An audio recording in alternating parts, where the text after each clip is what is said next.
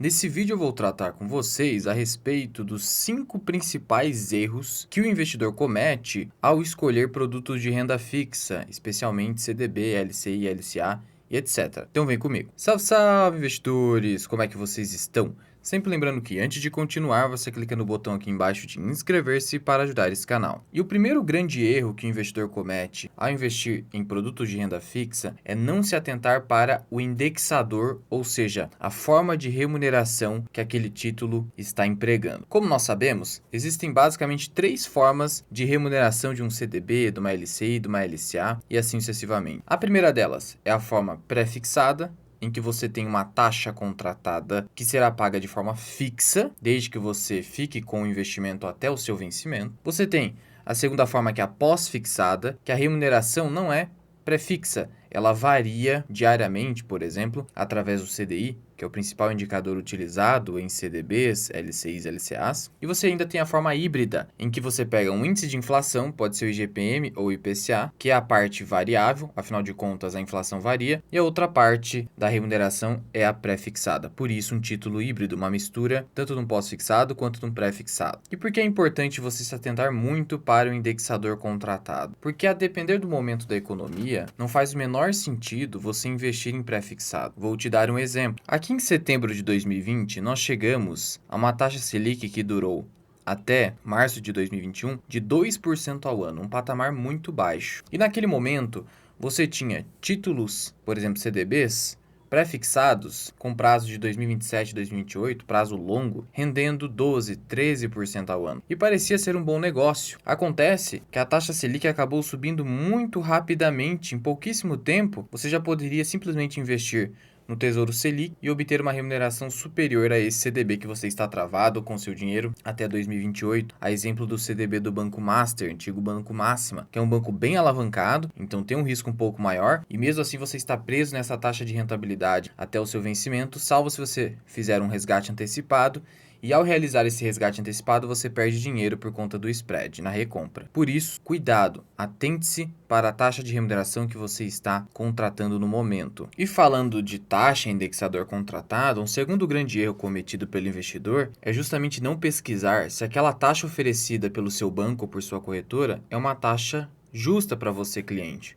E como que você faz isso? Primeiro, se for um título pré-fixado, você vai consultar o site da B3. Como você faz isso? Aqui no seu buscador, você vai procurar taxas referenciais B3. E aqui em taxas referenciais, você vai olhar justamente aqui as taxas ofertadas pela B3 a título de pré-fixado. Nesse sentido, veja, supondo que você tenha ali um CDB que vá vencer em 180 dias, que seria 6 meses, esse prazo aqui. Nesse caso, a taxa ofertada na média de mercado da B3 é de 12,27% ao ano, atualmente. Isso quer dizer o quê? Que se a corretora te oferecer um CDB que renda menos do que 12,27%, não é uma boa taxa, de tal modo que você poderia, a depender do investimento, se você quer simplesmente máxima segurança, e do Banco Itaú quero segurança, então você pode até aceitar uma taxa menor do que essa, mas no geral não é compensador. Agora, se estivermos falando de uma remuneração híbrida, IPCA+, como que você pesquisa? Você vai aqui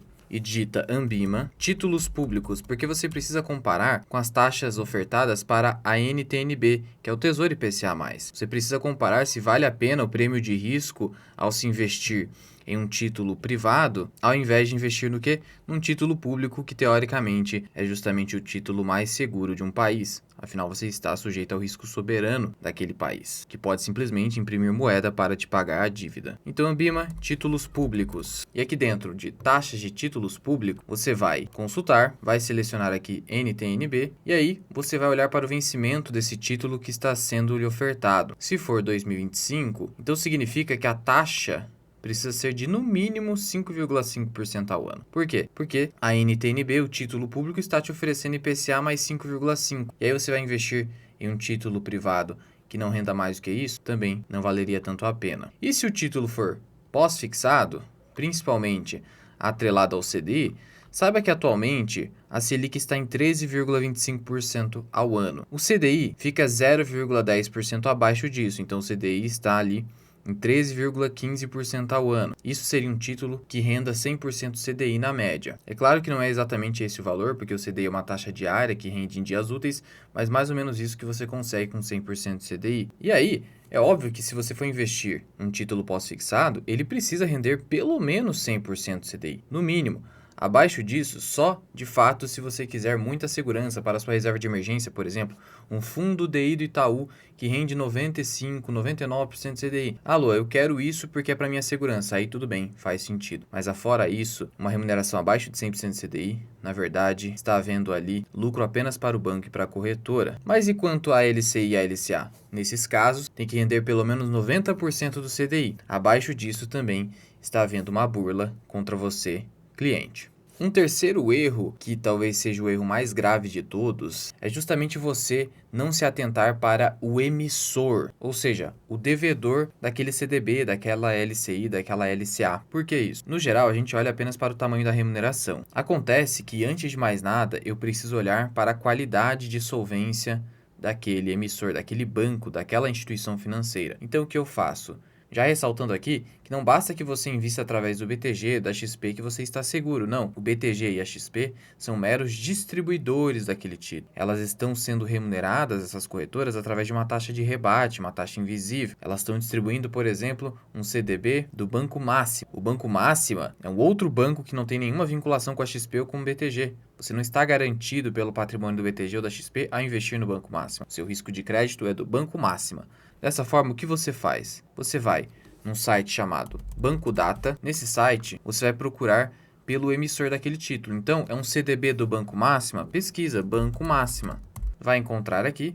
Esse site extrai as informações do Banco Central, então tem confiabilidade. E aqui, o primeiro ponto que você vai olhar, o índice de Basileia. É muito importante porque ele mede a relação entre o capital próprio do banco com o capital de terceiros. Ou seja, qual a proporção entre o dinheiro que é do banco, capital próprio, no caso aqui, patrimônio líquido, com o total, o ativo total que está presente do banco. Aqui no caso do Banco Máxima, é 11,7% atualmente. É uma basileia baixa, porque afinal de contas, o mínimo exigido pelo Banco Central é de 11%. Eu prefiro buscar basileias que estejam acima desse amarelinho aqui, ou seja, acima de 12, 12,5%. Isso te dá mais segurança. O índice de mobilização não é tão baixo também, quanto menor, melhor. Justamente ele mede a capacidade do banco de converter em dinheiro imediatamente aquele recurso para devolver ao seu credor.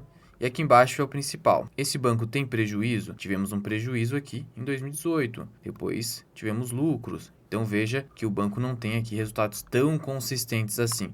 Então veja que há um risco maior. Agora, por exemplo, um banco que não é tão conhecido assim, o Rabobank. Rabobank, você vai perceber aqui que por mais que ele não seja tão conhecido, ele é um banco mais seguro. Então você vê aqui que a Basileia está acima do amarelinho, 15,8%, imobilização muito baixa, muito bom isso aqui, lucros completamente consistentes. Então esse aqui seria um CDB cabível de ser investido.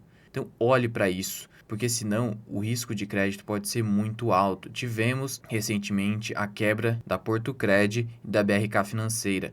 Não fique dependente do fundo garantidor de crédito. E aqui vai o próximo erro, o quarto erro, confiar demais no fundo garantidor de crédito. Vamos então ao site do fundo garantidor de crédito. E aqui você precisa entender o seguinte: o fundo garantidor de crédito, ele é sim uma garantia, mas ele é um seguro. E como qualquer seguradora, se haver ali uma quebradeira generalizada, a taxa de sinistralidade crescer exponencialmente, não vai haver recursos suficientes para haver o ressarcimento. Por isso, se eventualmente você tiver ali uma quebradeira generalizada de 20 ou até mais do que isso, instituições financeiras, no mesmo ano, o FGC não vai conseguir ressarcir todos os 250 mil individuais para cada CPF, então cuidado com isso. O FGC é só uma garantia a mais, não dependa dele, o ideal é que você nunca precise utilizá-lo. E veja quais são os títulos que estão dentro da garantia. Poupança, obviamente, os depósitos à vista, ou seja, conta corrente.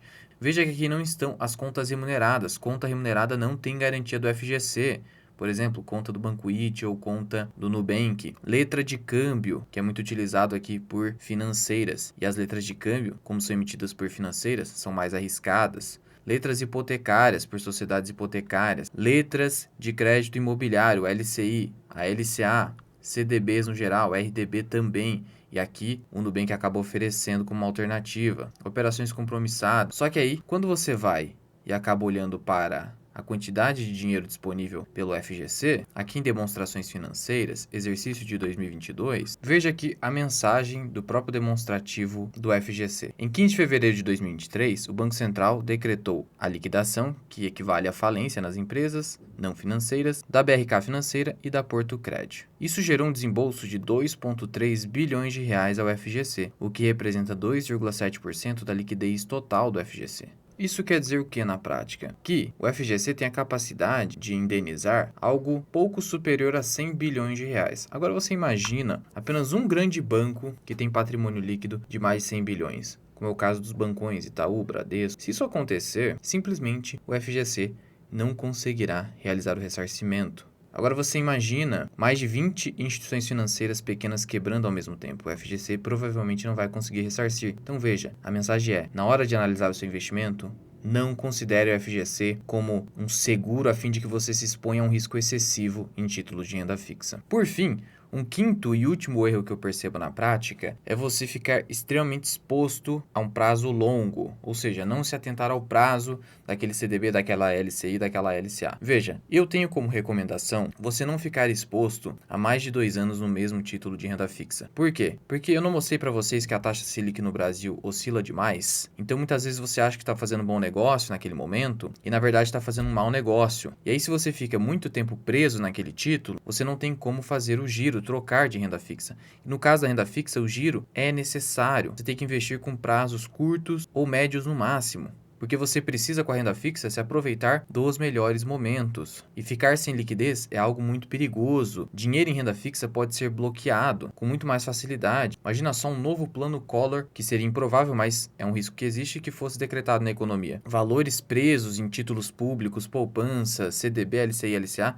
são mais fáceis de serem bloqueados. Além disso, você, como eu disse, fica exposto a taxas que podem ser ruins naquele momento. Na dúvida, utilize pós-fixado e com liquidez diária, que pelo menos você vai estar acompanhando o juro neutro da economia. Além do que, se você fica muito tempo parado num título, você não pode aproveitar oportunidades.